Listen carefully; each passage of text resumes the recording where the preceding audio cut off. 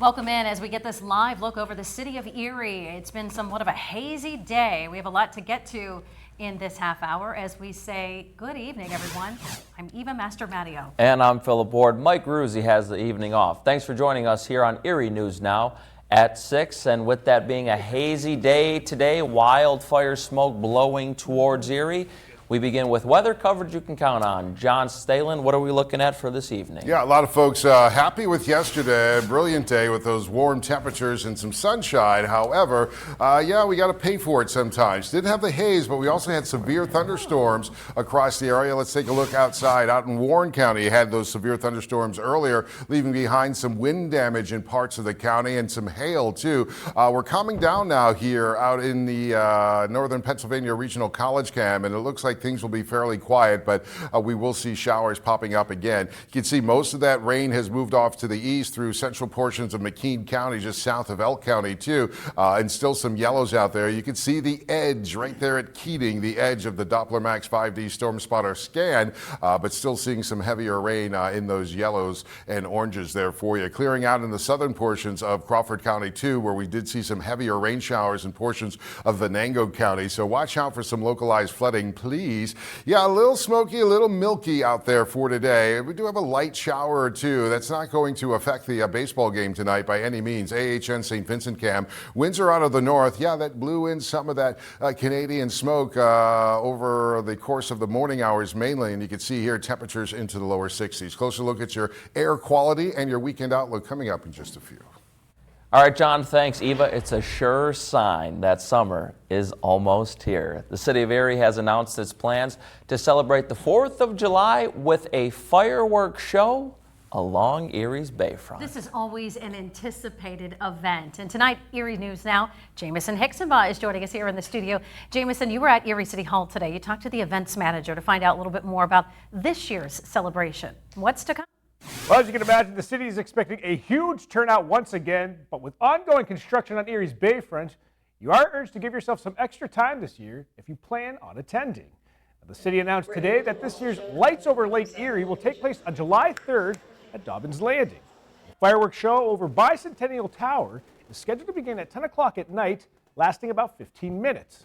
The city has a couple of reminders for everyone who plans on heading to the bayfront to attend. Now, the tower will be closed for the day, and the U.S. Coast Guard will be enforcing a 400-foot safety zone.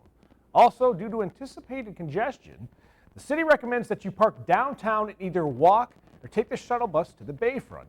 And Erie Police will also be monitoring the situation, and at some point, traffic is expected to be limited in the downtown area.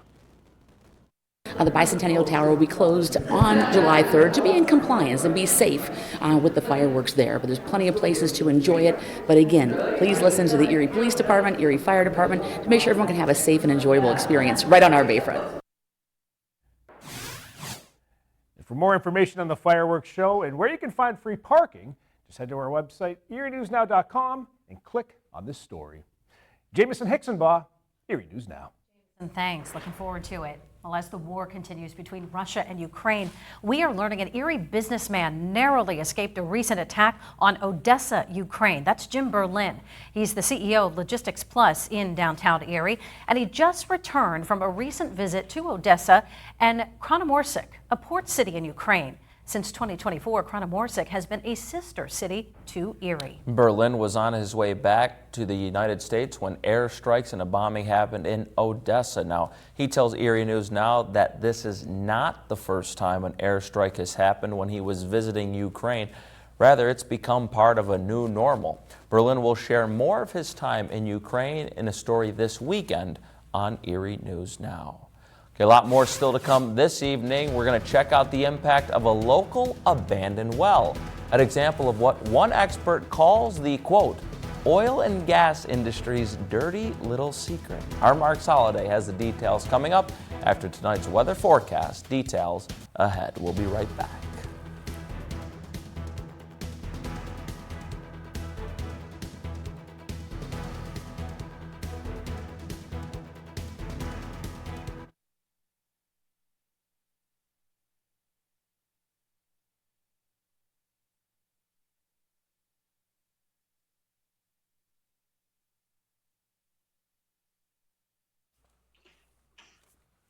Wait, it's 6:04. Did we lose a live shot?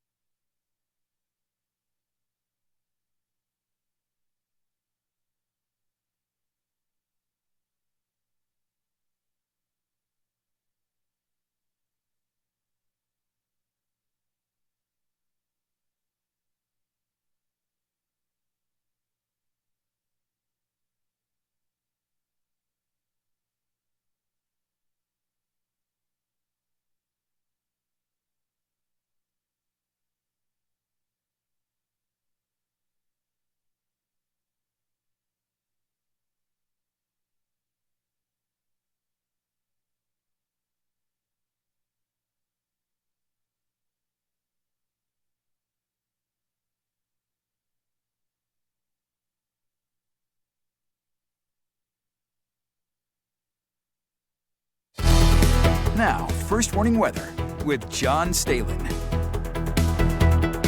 All right, in addition to the thunderstorms that rolled through the area early this morning before that rain, it got a little hazy out there. North Park Row and State Street. Jacob Brooks putting down his news camera, picking up his iPhone, and things looking pretty good out there. If you didn't have to drive too far, look at the distance. You can't even see the Bay or Presque Isle or even Bicentennial Tower out there. We had a little issue with that today. Still a little bit of some pollutants in the air. 52 is your AQI, air quality index, and that is moderate right now. We expect to be moderate as we head on into the next couple of days. So, first warning weather futurecast, got a few showers. If you're heading out and about, just have the umbrella handy. I don't think these things are going to last too long. And if you are heading out to the baseball game, $2 Thursday. $2 Thursday for a lot of folks. We're clearing out with the rain out there in Warren County and even out into McKean counties too. Still some leftover showers out into Bradford. And for tonight, first warning weather futurecast showing just some of those cloudy skies and the rain moving on out. Now there might be a little spotty shower here and there as we head towards 11 o'clock and midnight.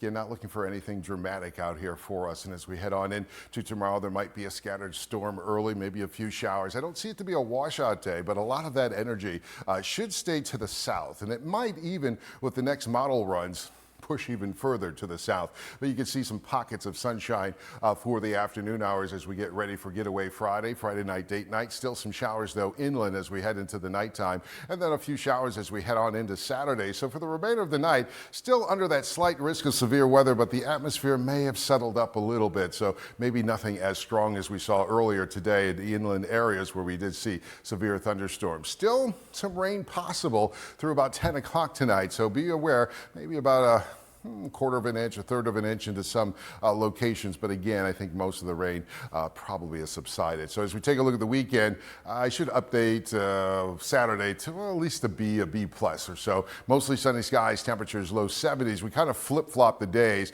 We brought the sun in for Saturday and the rain for Sunday. And again, just a few drops are possible mixed with a little bit of sunshine, temperatures into the lower 70s. As we head out and about here on Mill Creek, Upper Peachtree, we're at 68 degrees. Should be rain-free through the night. A couple of showers on the overnight. Gary Miller at the mall cam, and temperatures very comfortable for your evening activities, walks, jogs, or what have you. And you can see there, winds are on the light side to about 9 miles an hour near the lakeshore. Zone outlook for tonight as we go county by county. Erie County, again, cloudy skies, temperatures into the 60s and possibly 50s into some areas, but maybe a scattered or shower or two as we head towards the morning hour. Fairly dry through Monday notch for the night. Crawford County, pretty much the same. Lower 60s for you. And out in Warren County, ditto, as we'll see temperatures into the low 60s. All right, next 7 days of your life looking this way. Temperatures basically seasonal. Low mid 70s generally for the next 7 days. On and off shower possibilities for tomorrow, and on and off showers for the remainder of the week.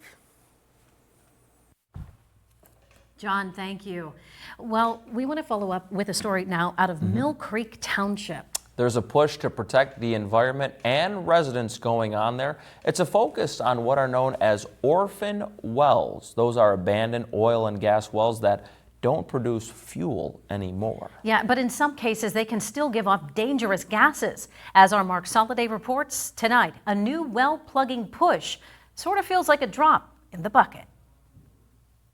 We call them everybody's dirty little secret. For Curtis Shuck and his crew from the Montana-based Well Done Foundation, it's a case of one well at a time. His 6-year-old company's mission is to plug as many of these abandoned so-called orphan wells as possible.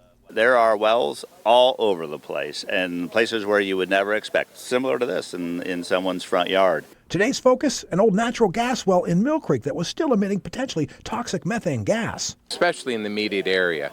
You got houses down here, long-standing homes and close together, and so that with the release of a lot of potentially of the gases that were to come off of this well. This orphan well here in Mill Creek, it's number 58 plugged by the Well Done Foundation, but it's one of more than 200,000 estimated to be still orphaned all across Pennsylvania. The oil and gas industry doesn't want to talk about it for years. The regulatory agencies haven't wanted to talk about it.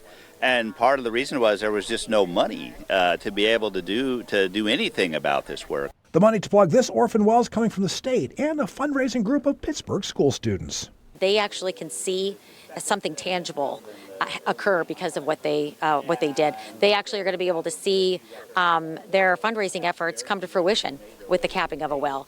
They're going to be able to, look at themselves in the mirror every day and say, I may have saved a life. Mark Soliday, Erie News Now.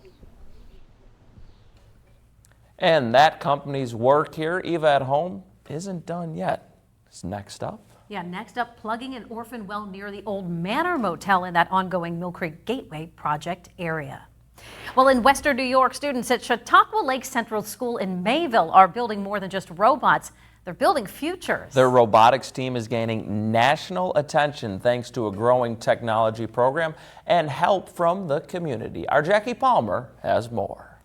The Chautauqua Lake Central School technology program offers students hands-on experience in everything from welding and STEM to manufacturing. And 2 years ago, they launched a robotics team. With support from local sponsors, the team rose through the ranks, winning several state competitions and earning a spot at a worldwide robotics event in Houston, Texas. As soon as I learned that they qualified for nationals, worlds actually in Dallas, Texas, and Syracuse for the states championships, I was like, I'm going to do a sponsor finding project, and that's how the whole process started. We partner a lot with Chautauqua Lake School.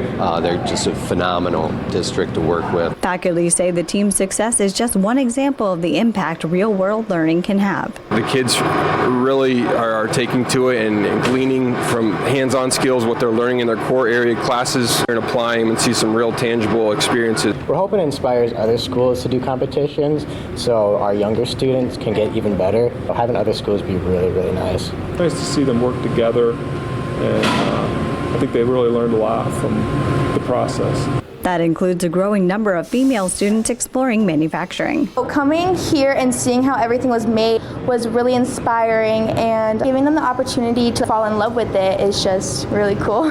The robotics team placed among the top international contenders, competing against groups from 6 different countries. A proud moment for a small school doing big things. Jackie Palmer, Erie News Now. It's fantastic to see stuff like that. It always amazes me the things that students can get done with those robotics and things. I know, and much good luck to them.